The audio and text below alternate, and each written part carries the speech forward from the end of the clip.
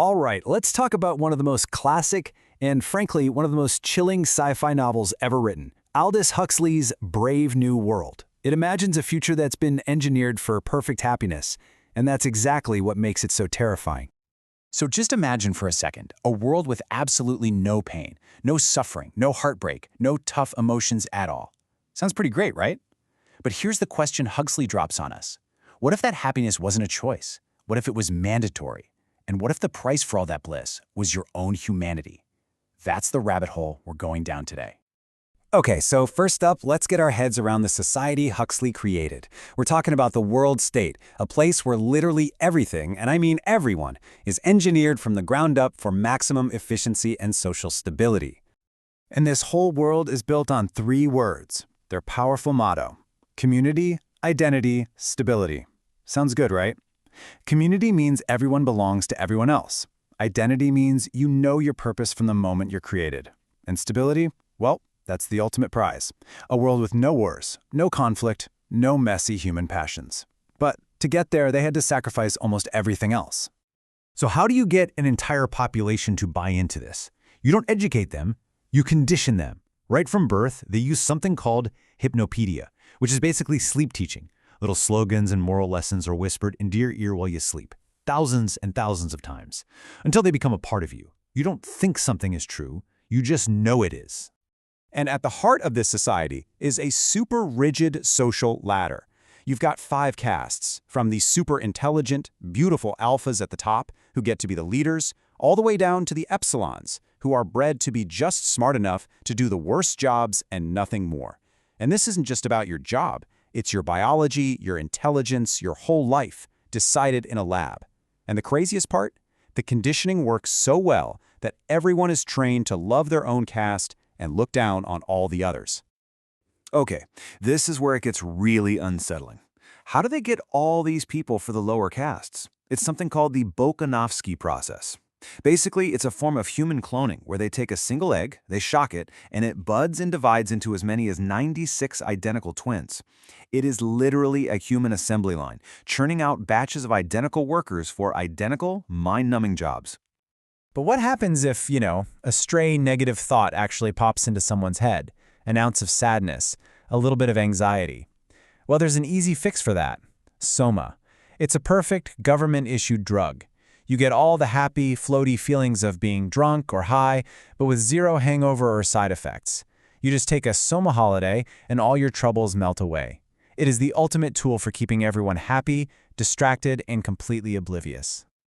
But of course, no system is ever 100% perfect. There are always going to be cracks. And now, we get to meet the people who don't quite fit into this perfect world, the ones who start to pull at the seams. So on one side, you've got Bernard Marx. Now, he's an alpha, he's supposed to be at the top of the food chain, but he feels like an outsider. He's not quite like the others, and he secretly wants something more real, something deeper. Then you've got John. He's called the Savage because he grew up completely outside the world state, on a reservation where people still get married, have families, read old books like Shakespeare. He represents everything this brave new world has tried to erase. And the story really kicks off when Bernard, on a trip to the reservation, has this wild idea to bring John back with him to London. For Bernard, it's a ticket to popularity. But for everyone else in the world state, John is this fascinating freak show. He becomes an instant celebrity, this living, breathing artifact from a forgotten, savage past. And when John first gets to London, he's just blown away by it all. He quotes Shakespeare saying, "Oh, brave new world that has such people in it." And at first, he genuinely means it with wonder. But that awe very quickly sours into disgust when he sees how empty and shallow everyone is. That quote starts to sound less like praise and a whole lot more like a bitter, ironic joke. And this collision course brings us right to the book's philosophical core. What is the actual price of all this manufactured happiness? It all comes to a head in this incredible showdown of ideas. You see, the climax of this book isn't some big physical fight. It's a debate. It's John face-to-face with Mustafa Mond, who's one of the 10 world controllers, basically one of the guys running the whole planet. And Mond secretly knows exactly what humanity gave up. So this conversation, it's a battle for the very meaning of being human. And John just lets him have it. This is his roar of defiance. He flat out rejects their safe, comfortable, sterile world. He yells, "I don't want comfort. I want God. I want poetry. I want real danger. I want freedom. I want goodness. I want sin." He is demanding the right to the full, messy, complicated human experience, good and bad. And then he delivers maybe the most famous line in the whole book. "I claim the right to be unhappy." Just think about that for a second. He's claiming the right to feel pain, to suffer, to struggle. Why? Because he argues that without all of that, happiness is just a meaningless word. Joy means nothing if you've never known sadness. And Mustafa Mann basically admits, yep, you're right.